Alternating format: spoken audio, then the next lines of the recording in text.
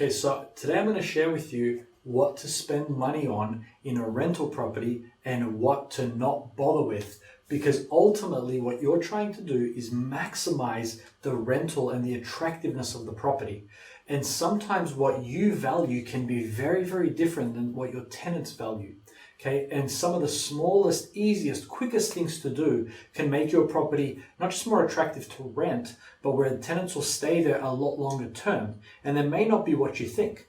And so here's the first thing. The first thing to think about is what are the needs of the tenants that you are going to be attracting. Okay, now if you're in a lower income area, what you'll tend to find is that safety and security tend to be high on the minds of the people renting. These lower income neighborhoods tend to not be as safe, to have more, robberies, break-ins and so on, violent crime. Again, not always, but they do, right? They happen. And that's why they're lower income neighborhoods and why the properties are cheaper. And so safety and security is on their mind. So having a security system, right? You can get a security system, sometimes it's monitored, sometimes it's not, but a monitored system for, $20 a month or something like that. It's not very expensive, right? At the end of the day, it's not a huge cost. You can add it to the cost of your rent, but providing a security system for tenants in a lower income neighborhood really makes them feel safe, number one, and number two, protect your property, right? Having a place for them to park their vehicle off the street is going to be a massive benefit to them. Whereas if you live in a better neighborhood, you can park your car on the street and that's fine. Maybe use the garage for storage.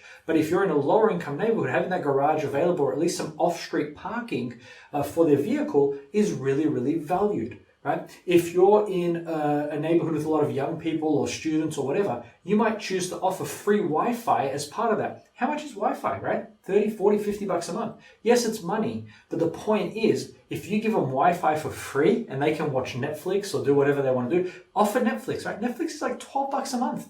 Right? It's nothing. But if you say, hey, my property doesn't just come with free Wi-Fi, it comes with free Netflix, people will love it. And you can add that cost to the rent or even more, but your property instantly becomes a lot more valuable to the people because you've thought about what they want, what's important to them.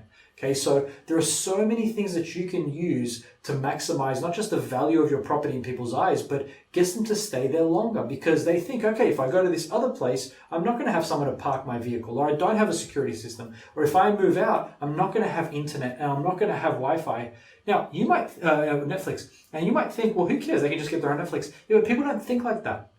Oftentimes, people in these situations, they go, I'm getting something for nothing, right? In their mind, whether you've increased in the rent or not, doesn't matter. In their mind, they're getting a freebie. And so when they consider another property, they're not getting that freebie.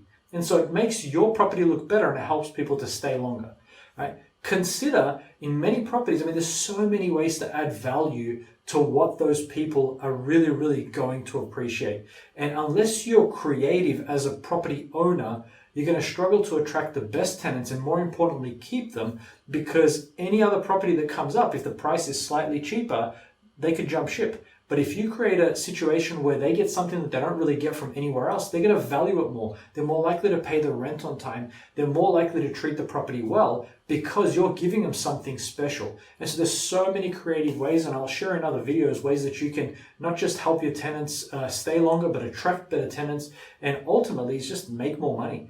But many owners have never thought about their rentals in this way. They've just thought, I provide the house, you pay the rent, and that's it. But there's so many other ways to monetize a property to increase the value of it, and ultimately just it's better for you and better for them. So these are just some quick tips, but think about who your tenant is, what they value, and what are some low cost, cheap, effective ways to make their rental stay better and make more money for you as an owner. Thanks. See you next time.